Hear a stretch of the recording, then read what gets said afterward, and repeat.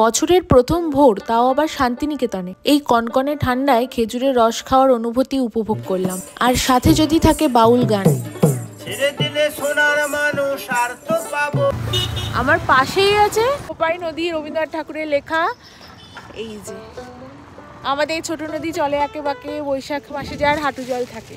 খুব নস্টালজিক একটা ব্যাপার, যেগুলো আমরা ছোটবেলায় পড়েছি সেইগুলোই আমরা দেখতে পাচ্ছি চোখের সামনে। তো সেটা শান্তিনিকেতনে এসেই একমাত্র সম্ভব। ওই যে আমার সঙ্গপঙ্গগুলো এখানে রয়েছে। সবটা মিলিয়ে বছরের প্রথম দিনটা যেন একটা পরিপূর্ণতা পেয়েছি বলে আমার মনে হয়েছিল। সোজা গাছ থেকে পেড়ে আমাদের সামনে নিয়ে আসে খেজুরের রস।